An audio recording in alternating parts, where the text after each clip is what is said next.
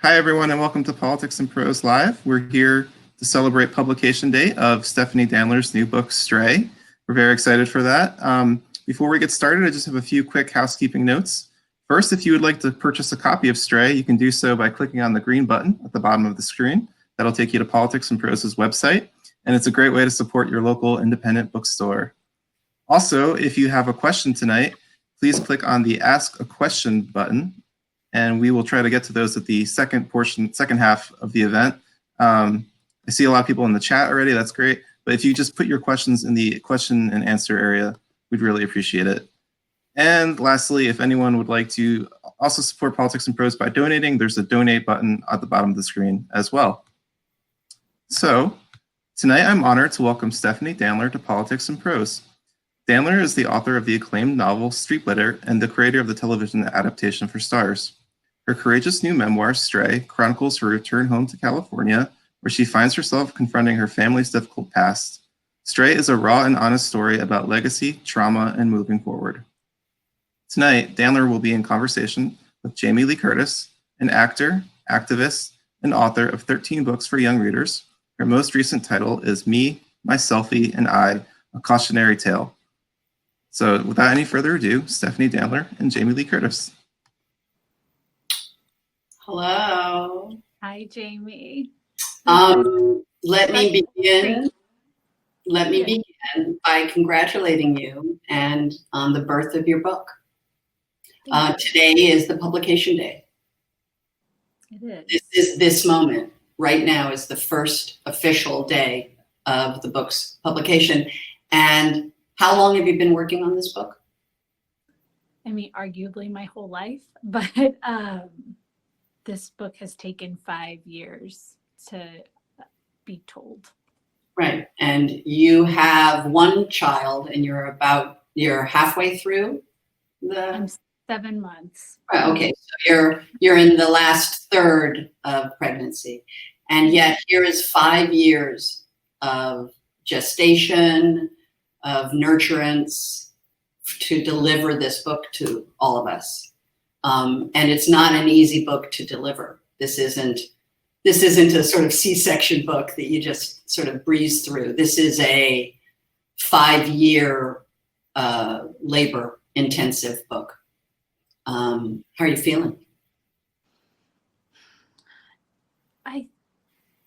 Leading up to this, I was stressed and anxious and kind of wondering what I could control and what I could anticipate. And then I woke up this morning and I felt so relieved that the book was on its own journey finally, that it was going to readers. It would just be another book on the shelf. And really, it's out of my hands. I don't know if you feel that way when your books go out into the world, but they have their own lives to live. I'm sure I'll be just as calm when my son goes to kindergarten. Same idea that it really has less to do with me now. It's a story and it's for the readers to make what they will of it. And so that's the relief. I also am excited to move forward with it. It's something I've been thinking about writing, editing furiously, promoting. You go into this promotion mode where you're talking about an object that other people haven't seen. And now we're moving forward together. Time's passing, the book is out. I can rest a little bit, maybe.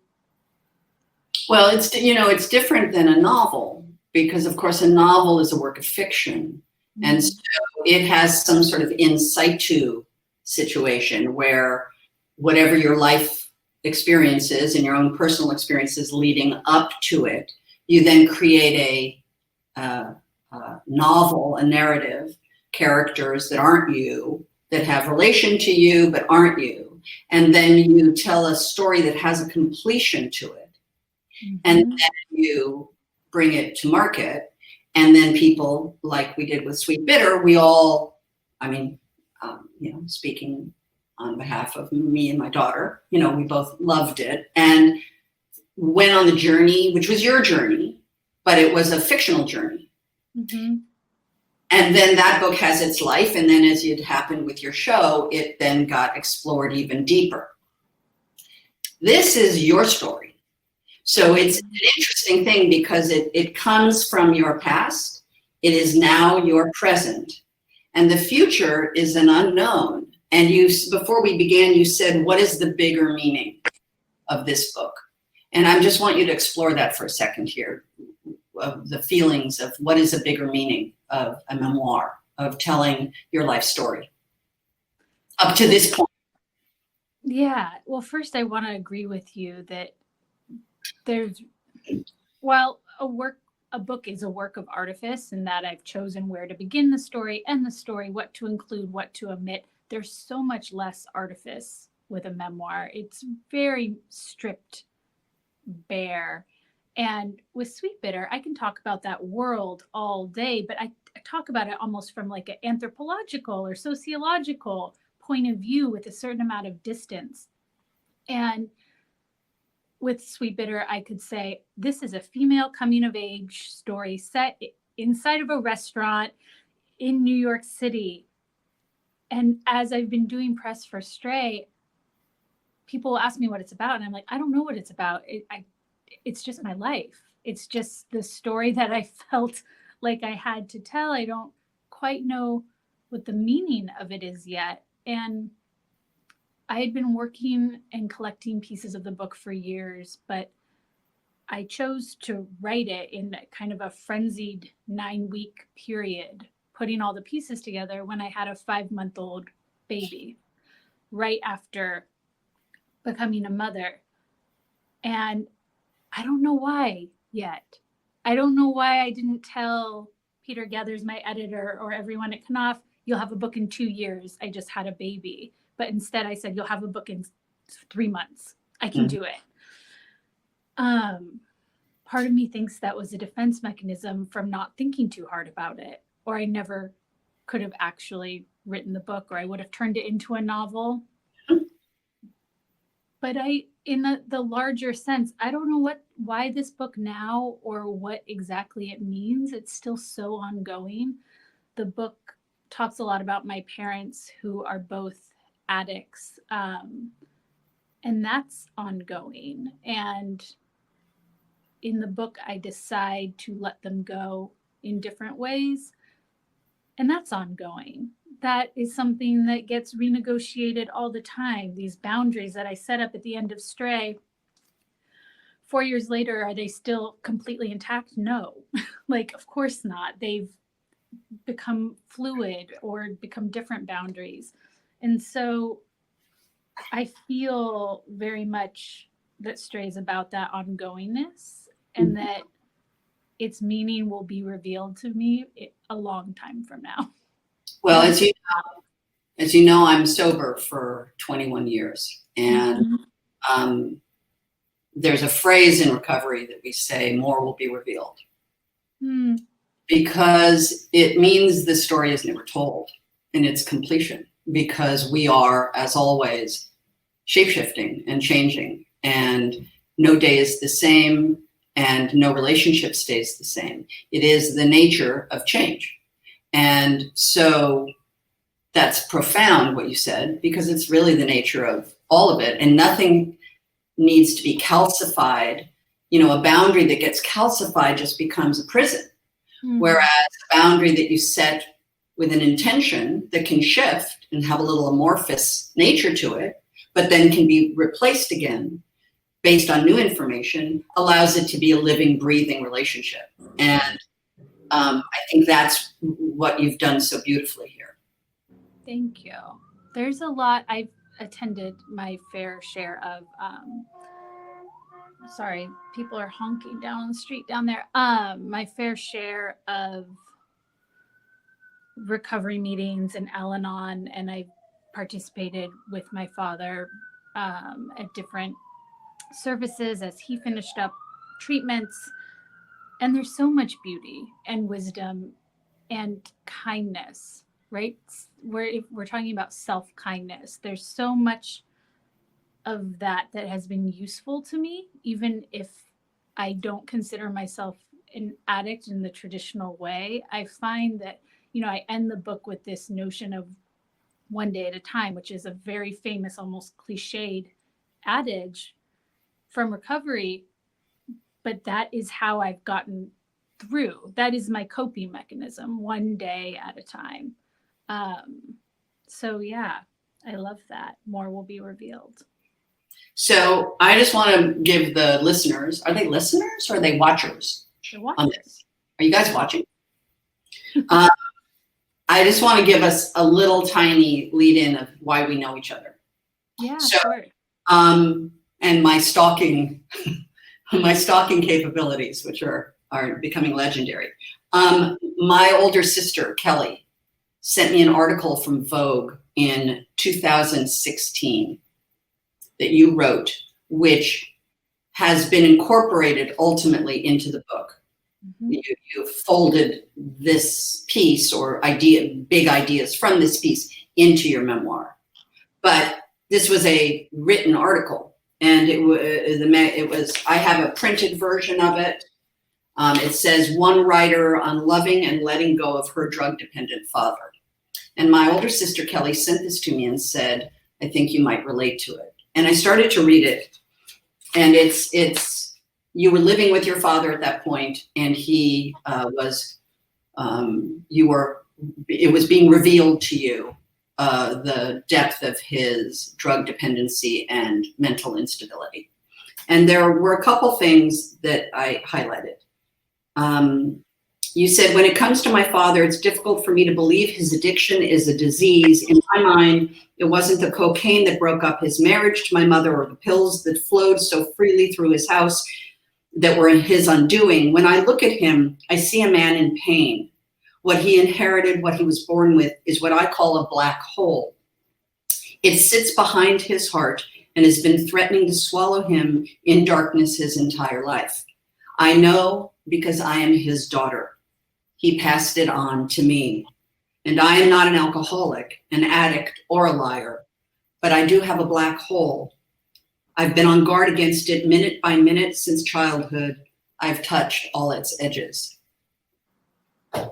All I can tell you is that as the daughter of a drug-dependent father, being sent that from my sister was a powerful statement, that black hole.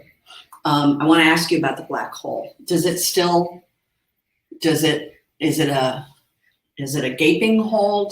Are you aware of it, or has the hole, like the boundaries, has the hole shifted and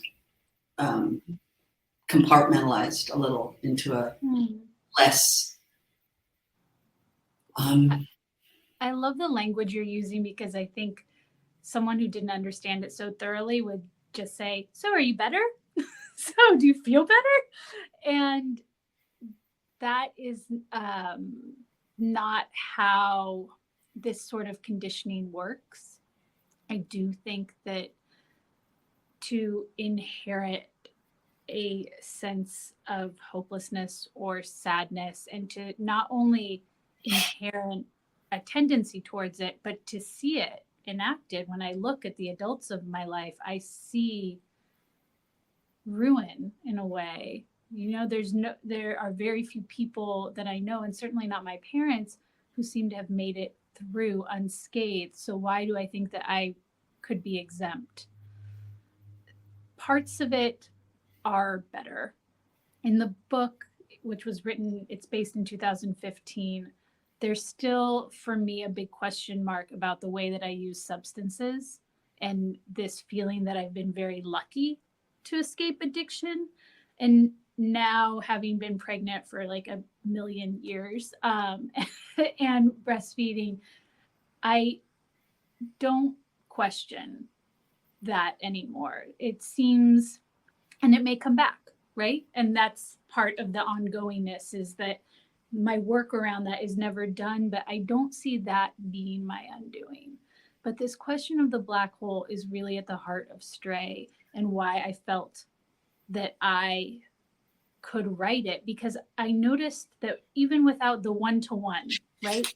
Mm-hmm. My dad's an alcoholic, I'm an alcoholic. My mom takes these drugs and now I take these drugs. Even without that, I'm still their daughter.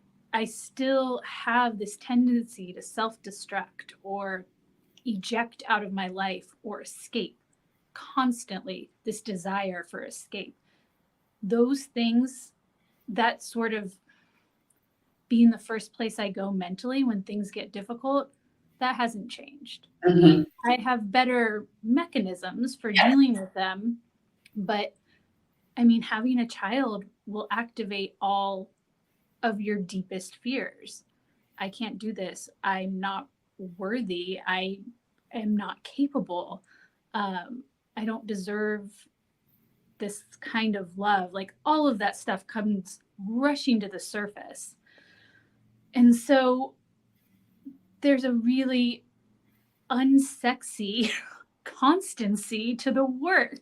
Like it just doesn't I get it. Yeah, it doesn't end in this sort of transcendental epiphany. It's just No, this is not a transcendental epiphany book. This is this book is raw. There is a nakedness. It's not sexy, but it's naked. And in many areas, you are stripped, not only bare, but raw and bare. And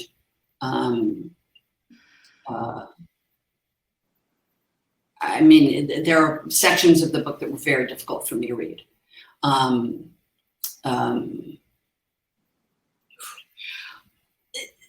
mentioned how we met and that I had, so what happened is my sister sent me the article and I read it and I was so moved by it and felt such a kinship to you that I Googled you and tried to find you. And I think I Twitter stalked you or something. And I wrote to you on like your website or your thingy. And I was like, hi, my name's Jamie Lee Curtis, blah, blah, blah, blah. And I just want to let you know that my father was Tony Curtis and, you know, anything. And I really responded to what you wrote. And you wrote back and said, Jamie, hi, I'm Annie's friend. I used to work at the Canyon coffee shop, Middle Ground, I believe it's called. And I used to make you lattes. And I didn't, you know, it was just bizarre to me that we had known each other through that way, that you were a friend of my daughter's and friends of my daughter's and her friends and many friends, many are probably watching right now. And yet I felt like you were my friend, like you were only my friend because you experienced something. And I want to read one of the things that you experienced because you have a relationship to liars. Liars loom large in Stray, in your life, and your relationship, because every addict is a liar. That's the nature of addiction. It's a lie. You pretend to be one thing, you're actually another thing. It's subterfuge. In some cases, it's a very low bottom, but you're a liar. And you wrote this. You said, I began to take pride in being able to tolerate what so many women found intolerable. I didn't ask questions. I never pursued him. I never tried to connect. I would laugh when he lied to me. I wasn't his kid. I was the person who understood him. Loving liars or addicts or people who abuse your love is a common affliction, more common than abusing substances. And those of us who are afflicted are mostly the same. We have a gift for suffering silently. No one taught us to trust ourselves, and in turn, we trust no one. We never developed a sense of self that is worth protecting. Talk about the child of an addict. That's such a profound understanding of what that must feel like. Or what it feels like, not what must feel like, feels like. There's a character in your book called the Monster, who is a married man that you have a relationship with throughout the book. And of course, in that, in itself, there's lies. Just the nature of that union is based on lies.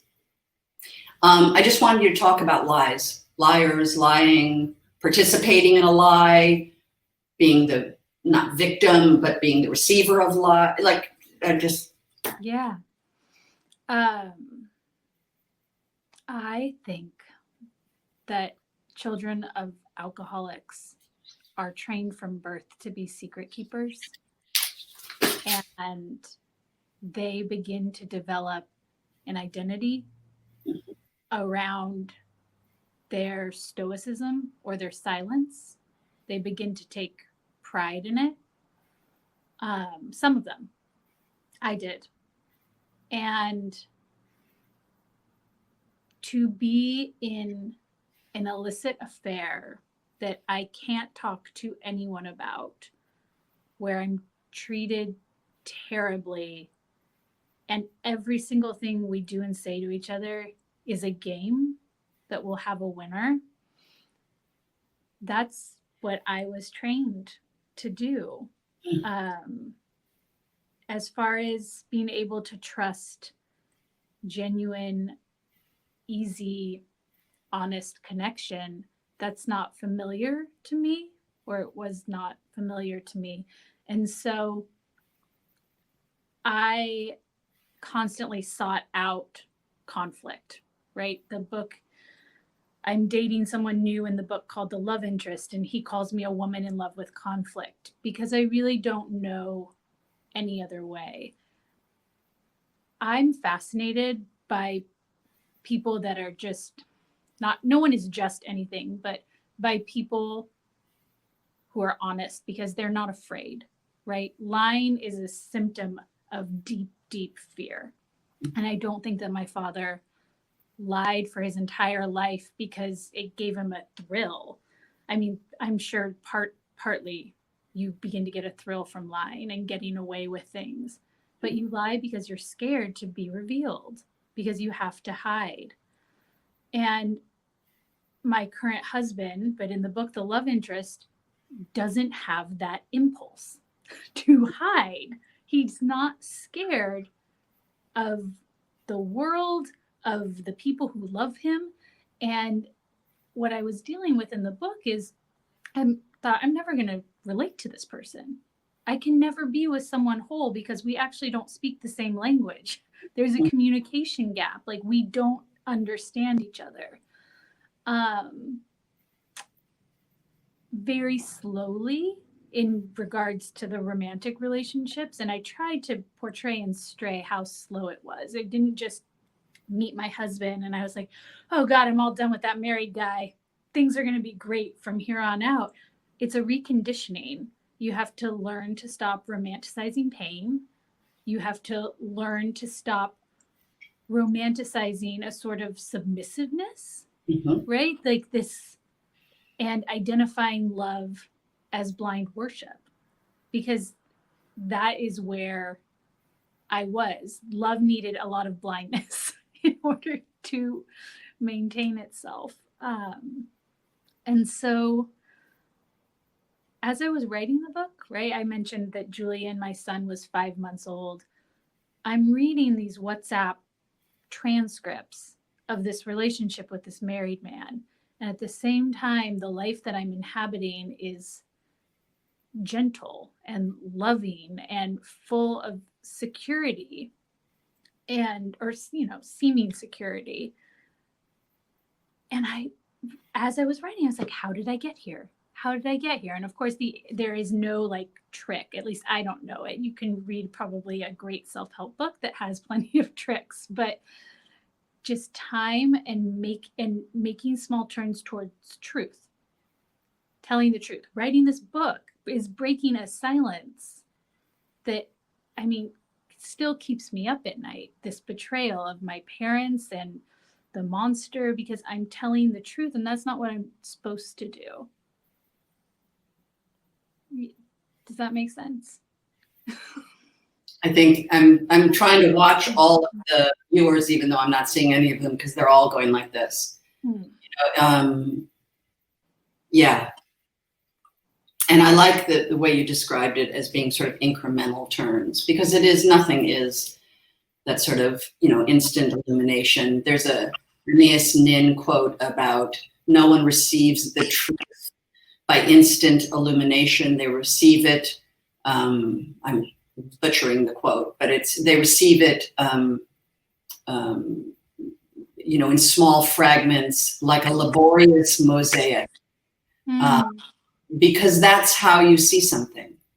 It's a laborious mosaic to turn away from lying and to turn into the truth it's not just a big right-hand turn, sweeping turn, and all of a sudden you're the past is gone, because it's a very slow turn. And being a recovering person, that it is a laborious mosaic. Recovery is a laborious. Being a parent is a laborious mosaic. And my adult daughter, and you don't know my son so well, but there she is. But it was a mosaic. It's a mosaic of all these things that happen. I'm born and raised in California. I'm a Los Angeles girl. I'm proud to be. I love Los Angeles. I grew up in Benedict Canyon, big eucalyptus groves. I live in a canyon right now. The story, obviously, Sweetbitter was New York, and the verisimilitude of New York and time and place and all of the energy of New York City and all of it is obviously beautifully rendered in Sweetbitter, but it's a novel, so it's more observational. This is more experiential. So the descriptions of Laurel Canyon and the house in Laurel Canyon, my first boyfriend had lived in Laurel Canyon with a dirt floor and had a small child. Like, I remember it. Yeah. I remember all of it. The canyon store and doing the lawn, like the fluff and fold behind the canyon store. I did it all. I just want you to talk about California and how much California is in the book, is a part of the story, and your relationship to California. I know it's a big question, but I'm going to do it. I can do it. So first of all, that description of Laurel Canyon is so much what I wanted to capture in the book, because I think when you're living elsewhere, when you're from elsewhere, you hear about the canyons and you imagine this sort of glamour and bohemian enclave where you'll make art and the birds are always singing. And it is Laurel Canyon in particular, it is a very special ecosystem, but it's also shabby and a bit haunted and way shabby. Yeah. Way and unstable.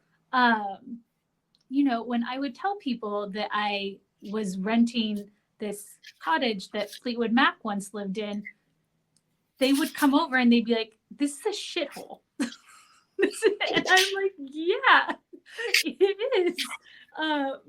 I tried once to rent the house out on Airbnb and the people left after a day. They were like, "This is falling off the hillside." And so I really wanted to capture both sides. And I think that applies to California as a whole. I think that when you are from elsewhere, or even if you live in New York for a decade, like I did, you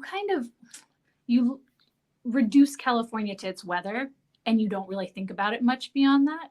You're like, "Oh, it has great weather all the time. It's just a climate. It's just one industry. It's just..." And when I got back here, I could not believe how rich and complex every single aspect of this state, but particularly this city. I mean, talk about, if you're a person interested in conflict, we are in conflict with our environment in a way that I never felt when I was living in New York. Mm-hmm. I mean, you feel that you live in California, and you feel that the hills are crumbling, and that there's smoke in the air, and that the Santa Anas are coming in, and that March is shockingly green, and no one knows about this, but it looks like the Pacific Northwest in parts of Los Angeles in March. And then there are flash floods. Absolutely, because the ground isn't used to absorbing the water. So when we get rain, it's this dramatic rain. And coming back with adult eyes, and then at the same time meeting someone, my husband, who is the love interest in the book, is a landscape architect, but meeting someone who had an entirely different lens on the city. I mean, he doesn't know anything about the supposed one industry of this town. He knows about the roads and the mountains and the way it was built and the way that the river connects to another river and why the port of San Pedro is important. And I felt like I'd never been here before. And Oh, sure. and so I'm still so fascinated by the city and will continue to write about it for a long time. I'm also fascinated in the way that landscapes mirror our psychological states. That Laurel Canyon is a great example. In one way, it's unstable and dangerous and volatile. And in another way, it's beauty and ease personified. So yeah, I'm still on a California kick. My third book will probably be set in Los Angeles. Well, you should be in a California kick because I love California. And there's a book, Ask the Dust by John Fonte. Of course. That's kind of an amazing California read. And of course, Joan Didion. You know, I had famous parents, and my mother was a terrific woman and held it together pretty well and survived a lot. Came from nothing and was, you know, elevated to a great spot. Both my parents came from very meager backgrounds, and both of them achieved great success. It was easier to see what was going on with my father. I didn't see him. They divorced when I was very young. And he adopted this sort of grandiosity. But I'm just curious about when people understand that there's something wrong. How do we know? What are the triggers? And there's a line in this fine book early on where you said, my parents locked me out of whatever feeling provoked them to choose each other. Their passion and pillow talk and how they imagined their future, things I hope exist or else things I hope exist or else the entire enterprise is too sad. I used to scour photographs of them for clues, wanting them to make sense beyond the well-mannered expectations of marriage. I look at old pictures of my parents and I scour them for the clues. I look trying to I'm obsessed by looking at old pictures to see, are there clues? Were they telling us something? And I just wanted to talk to you about, as a child, when do you think, or when did you start to understand that both of them, because we've talked a lot about your dad, or a little bit about you, but we haven't really talked about your mom. So why don't you share a little bit about them splitting and then your mom's addiction, yes, aneurysm. But first, I want to follow up because that story you just told. You were obviously very close with your mom. Did she not talk about it? Was that closed off? My parents, there was a war when their marriage ended. My father left my mother for a much younger woman, a teenager. My mother was in her 30s. She was a big movie star. They were obviously a big public couple, and it was a shocking, embarrassing end of their relationship. So, unfortunately, between my parents, it was a war. And of course, the children, you know, are the soldiers. So, so I didn't, they both wrote books, you know, both of them acknowledge each other pretty well. I mean, I now have, but I look at photographs because, you know, my parents were famous. And so there were pictures of them everywhere. Mm-hmm. I get sent pictures daily from people, fans send me pictures of my parents, and I'm always looking. I look at their faces to see, was the alcohol setting in? Like, is the depression setting in? Like, what was going on? And I just was curious because this book is so much about your family. Yeah. And it's about what you're talking about is an absence. There's like a silence or a void or an absence where we imagine there could be storytelling or lessons or wisdom. and you're trying to piece together who they are in the midst of this absence. And this entire book is me trying to piece together who my parents are, because my mother is also an addict, but she had a brain aneurysm in 2005 that left her mentally and physically disabled. And the experience of watching her almost die, then come back in such a limited capacity, and she has no very little short-term memory and slightly more long-term memory, but to not remember our history was a huge blow to me. I was 21 years old. We'd had a very turbulent adolescence. She had essentially kicked me out when I was 16 and sent me to go live with my father. There was violence. Yes, sorry, I should say that. On both sides, you know, I spent a lot of time thinking about writing about my mother beginning to hit me. And I think the most important part of that story is that I hit her back, that I had the same ferocity that she had, or I had learned how to communicate the way that she had, which was rage. But at 20, when she had this brain aneurysm, I thought, oh my God, we're not ever going to meet each other on the other side of this. We're not going to come back together as adults and heal, because it's gone. And I think I look at photographs and I mean, in my situation, it's unbearably sad to see how young and beautiful and unaware they were that they're walking into these difficulties and the sadness later in life.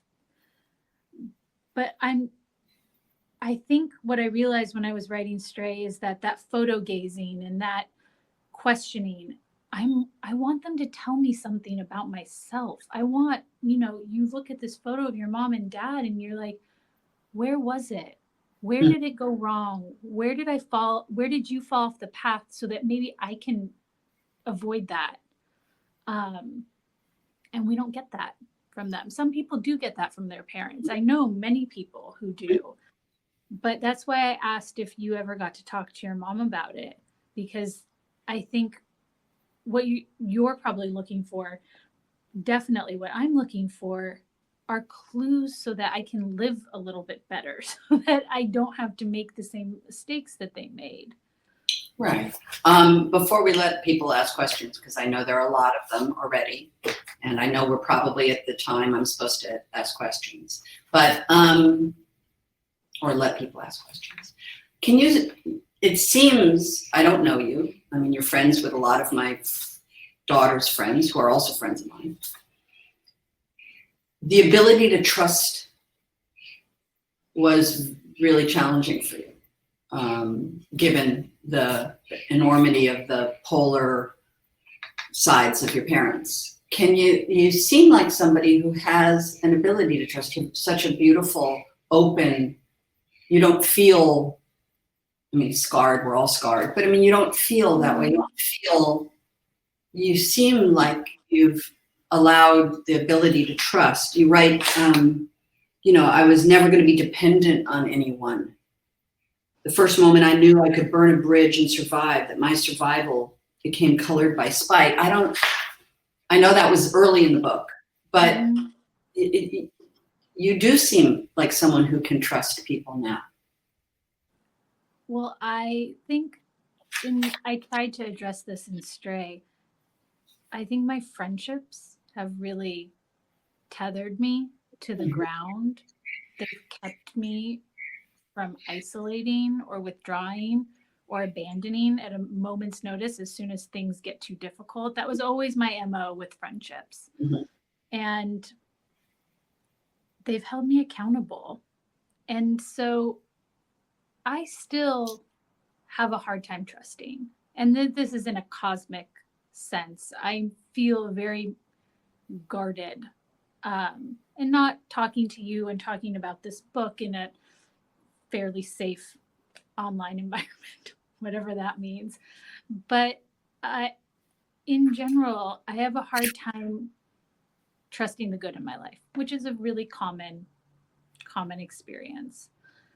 Well, before I let the questions come, I do want to say one thing. I know a lot of your friends, and this is a particular group of women who hold each other accountable and hold each other on both sides. And I know, of course, I'm reading the book. I know a bunch of the people, particularly one, and these are relationships these are people I know who are solid people. And have been held probably to a standard by them. I know that Carly particularly, was very vocal with you, but I also have great confidence that as you grow as a mother, this group of women that you have walked through all of this with will, as has happened with me, of course. And that's the beauty of women friends, sharing motherhood with other people. So I am gratified to know that you will be carried by this beautiful group. Family, really. It's a as Wendy Wasserstein wrote in the Heidi Chronicles, and for us, our friends are our family. And in many ways, we make our own family out of our friendships. And I've certainly done that in, filling big holes that my family life couldn't give me any. And then, of course, you have a sister, you're close. I'm also close to my sister. So, it's an interesting thing. And the fact that my sister brought us together, really, I'm sure we would have met each other, or I would have, do you know what I mean? But I love that it was your article about your dad that my sister sent to me, and the two of us read it, and then the two of us cried about it, and then I contacted you. So thank you. I'm going to let people ask questions, and look at me driving this. Look at this. Yeah. And I'm an old lady. Okay. Here's one. Seeing the Stray was a difficult story to write. Did you ever get stuck in the writing process? And if so, what were some of the things you did to keep going from the getting stuck? So it took me 2 years to admit I was writing a memoir.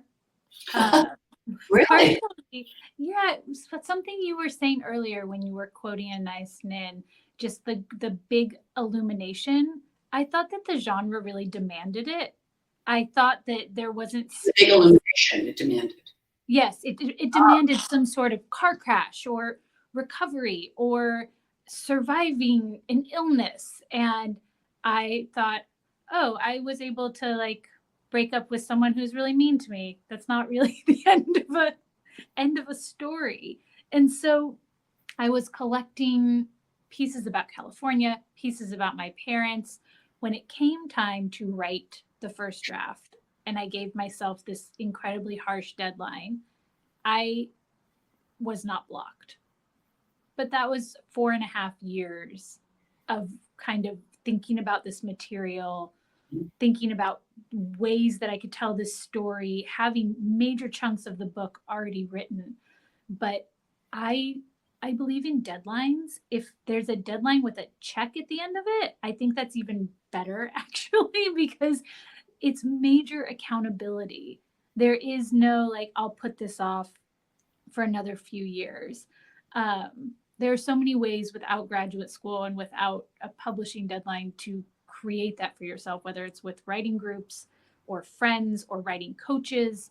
Or if you're extremely disciplined, you can just do it with yourself. I'm not able to do that, but do you work with a writing coach? I don't, but I know that they're available, and I think it's a lot of freelance editors will work with you to get your book in shape to send to an agent, which seems like an extra step, but I think it's an incredible resource for people who can't necessarily get an MFA program and want to talk to an actual editor, someone who understands the business, wants to talk with them once a week or once a month, wants to have 50 pages that are due in June and someone to look at them. So I do recommend that. I think that it's a great way if you are stuck. Are there any advice, or is there any advice to young authors who hope to publish a memoir someday?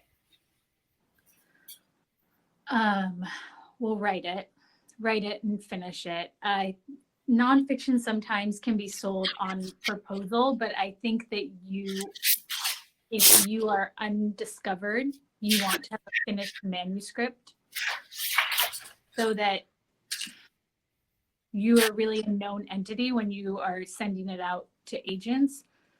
And, at an emotional level, I think that if you're not willing to be really radically, grossly honest with yourself, then you're probably not ready to write a memoir. I tend to respond to memoirs where I feel like someone is taking a risk. I don't know about you, Jamie, but where it's like risky writing. Did you read Sally Mann's Hold Still? Stop. How do you know about that book?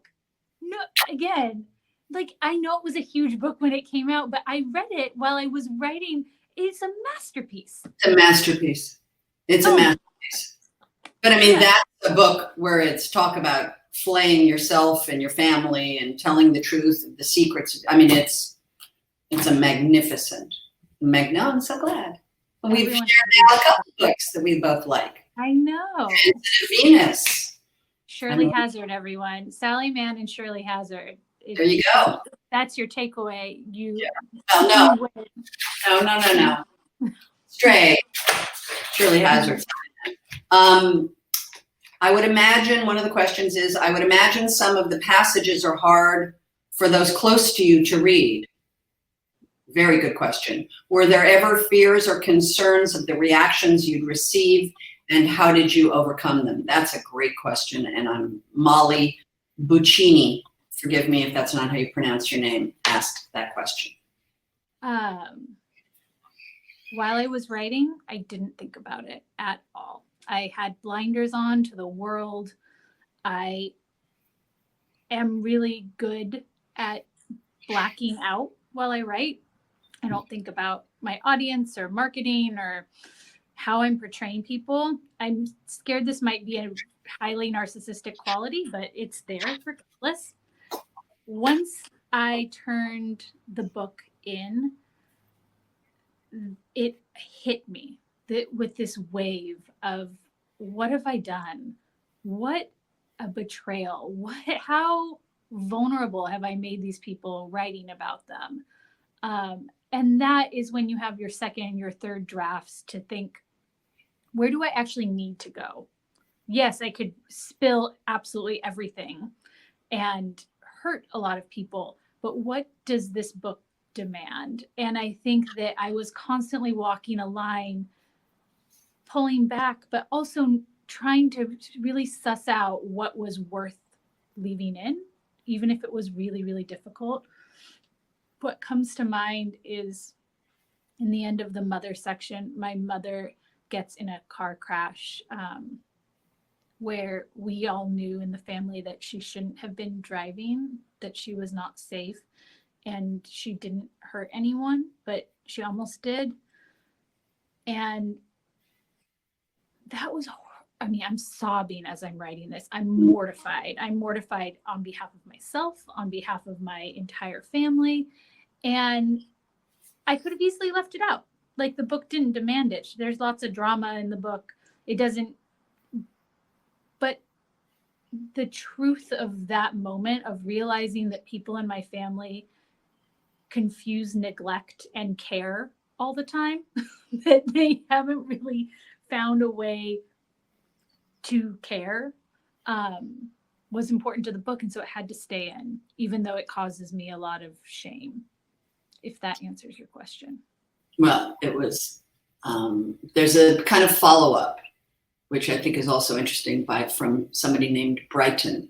Are there certain moments in your life that you ultimately decided not to include, that were too personal or too painful? And if so, how did you draw that boundary while staying true to the history? Because that's the nugget of a memoir, which is, it's still from your point of view, but there are things that people could omit. There just are. And I think that's it's a great question, and it follows up, of course, on the one before. So I just am curious if there's an answer there that will. I think that I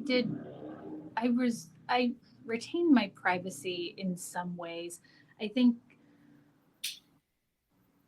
at a certain point, it was suggested to me that I should write about new motherhood or write about motherhood as the end of the story. And I do touch on becoming pregnant, but that's something that felt, first of all, too new.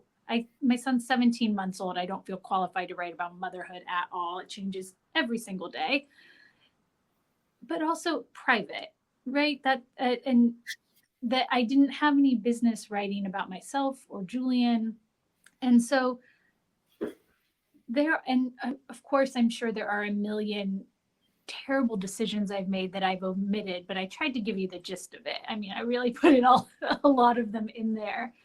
And so I don't think you can omit from shame. I think you can omit because it doesn't make sense for the book, ultimately, but you can't omit because you're scared. The reader can feel it. It closes the book off in a way. Yes, which is why this is so inherently readable, because it is open and you don't hide behind anything, really. Is that our noise? No. I heard a weird noise. Oh, well. But it's, obviously it's an unflinchingly, it was funny. I wrote a little thing when I first read it, and then I, posted something this morning. And so I was trying to use new words. And it's interesting when you really start to think about, what does it mean to be open? How do you describe that? And the next question actually sort of dovetails into this, which is good, which is, what's currently on your TBR? What does that mean? To be read. Oh, your bedside. Young people, you young people with a TBR list, or your nightstand. And what other memoirs leave you thinking, wow? And I will bring up one because we both went wow, which was Danny Shapiro's Inheritance. Oh my God. Which was, I'm sure, I almost can guarantee that all 70 plus people watching this have read it. But it's for genealogy and lies in her family, and her exploring that evolution was fantastic. She is such an inspiring human, and she actually texted me, because I text with Danny Shapiro, no big deal. But she texted me. Don't my phone, because maybe I do too. You do, but she said that she was so happy that I was talking to you tonight, and you were a wonderful person.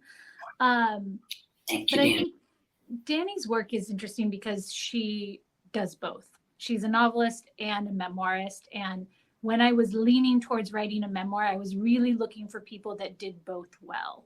Mm-hmm. And I think you've got your James Baldwin, you've got your Joan Didion, but who is working today that I could say, this is a career that I could aspire to?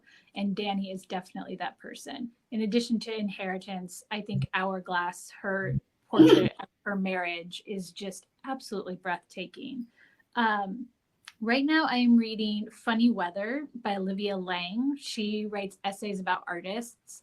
And we were talking the other day on the Zoom call about Georgia O'Keeffe. You were talking about Georgia's letters. Yes. That you had bought at Politics Yes. and Prose. Yes. And I wanted to recommend this Olivia Lang essay on Georgia O'Keeffe that I just finished in her collection, Funny Weather. Okay. Thank you. I'm slowly working my way through The Source of Self-Regard by Toni Morrison. That is a perfect nighttime treat. And then recently, a novel that just knocked my socks off was It's The Knockout Queen by Rufi Thorpe. Everyone should read it. It is the book that took me out of quarantine.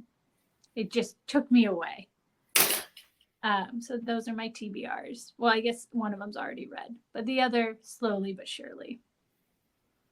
I don't know if we have any more questions from question askers. Anybody else? Oh, there's one here, which is a perfect. Also, Julia Beck has written a very good. Oh, it just moved, so maybe there's a new one. Do you no, where'd it go? Where'd it go? Oh, how do you feel about yourself in LA versus New York, or LA v New York, as the young people say, or as my son called it, verse New York. They took the S's. So my son in the video game world used to say, so-and-so verse so-and-so, and be go, no, it's versus. And he'd say, no, it's not. It's verse. They just make everything shorter. Well, you know, the kids. And now it's V. So now it's just LA v New York. I'm really happy that I had my 20s in New York. The decision to leave was not difficult. I was ready. New York seemed done with me. I had a certain amount of success, and I think that I hoped if I ever achieved that in New York City, it would mean something or translate to like a better life. And it was still too expensive. It was still really, really hard. And a lot of the interesting creative people that I loved there had left, whether they went to the Hudson Valley or they went to New Orleans or they went to Los Angeles. And so I'm so all about LA. I treasure my time in New York, but I really hope that I live the rest of my days close to the Pacific Ocean. Truly. I drive up Highway 1 and I'm like, this is the most beautiful fucking place in the world. I've been all over. It is the most beautiful place in the world. But again, different phase. We've got the baby, you know. Let's talk about a baby for a minute. So let's maybe, is this an hour or an hour and a half? I don't know. Tom? I think it's an hour. We were getting an hour, yeah. Okay, so we're coming up on the hour. So let's end this now with babies. Let's talk about what motherhood, I mean, you kind of touched on it already. You're about to have another child. You've been carrying that child for 7 months. Julian is now like 17 months and like on fire, just everywhere. Oh, you disappeared. Come back. Oh, there you went. Hi. there. What is there anything that you want to talk about motherhood, about the change of motherhood, the perspective shift of that, you know, your life, you know, it's that world where everybody will say to you, you know, it's all great, and just remember, this is the last day you can ever sleep in, or the last day you can ever really just focus on you. And then a child comes, and then your life shifts forever, which is the delicious, beautiful part of it. But it's true. So how are you feeling about bringing another child here? And from the story that we all of us who've been lucky enough to read the book, we know your story now, and here you are moving out of that part of your story into this new life. So with the girl that I'm carrying, I'm so excited because I feel like I got a few growing pains out of the way with Julian. That's what happens with the firstborn. The parents are like, are we parents? What's happening? And I had a really hard time postpartum. I could not understand the commitment I had made to this child, right? You wake up in the morning and you are responsible for this baby, and you're never going back to your old life. Your brain actually just doesn't work the same anymore. And I was in mourning and I was shocked. And then at the same time, I was also terrified by how vulnerable he left me. I have loved my friends and I've loved the men in my life, but I don't love like this, like unreserved, unconditional. I have no defenses to it. And I actually, like, for months, the feeling, I hated the feeling. And I thought, this is how people become bad parents. They push away from the love. They put up walls. They can't handle it. Like, I see it. They disconnect with their children because to love them in this way is too scary. It just means there's going to be suffering down the line. And I came out of it. I remember, like, it was like slowly the sun was coming up and I was like, oh, there's a sun, there's light. I'm going to be okay. And I don't anticipate having to go through that sort of like existential shock again, which means that with her, I'm hoping that I can sink into it and just enjoy that like newborn glowworm, no neck control phase, because I was like, I was terrified. Mm-hmm. And watching my husband, who is such a natural father, just from the second Julian was born, he was just joyful. And I thought, what am I doing wrong? What am I doing wrong that I'm so scared?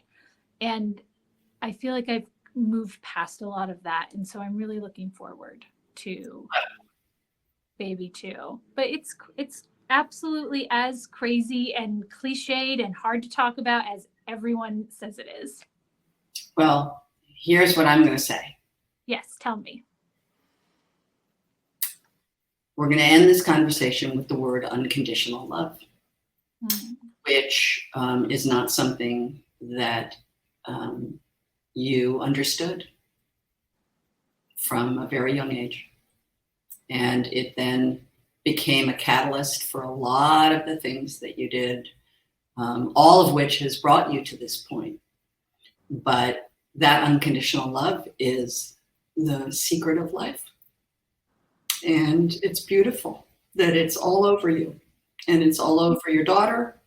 And we're all very lucky to witness it. Aren't we, people? They can't even give me a thumbs up. So thank you for your openness and your honesty today. And thank you, Politics and Prose, for asking me to come. And all of you guys, buy the book or buy extra copies. There's an arrow down there. And Tom, are we doing anything else? Are we good? What do you want us to, how do you want us to go before I start to sob? Because that. Oh, there you are. I'm here. I'm back. That was incredible, guys. That was incredibly moving. Thank you so much for sharing your time with us this evening. Thanks, everybody. You asked really wonderful questions. If my friends in DC are watching, I love you. If my friends in LA are watching, I love you too. And thanks, Stephanie. And thank you. God bless you and your family. And it's a beautiful book. Buy it. Suggest it to everybody. And congratulations on the birth of the book. It's really exciting. I'm going to see you on the other side of this quarantine. I'm coming. Yes, you will. And I'm looking forward to it. God bless everybody. Be well. So I just close. We just walk away. Yep. Like just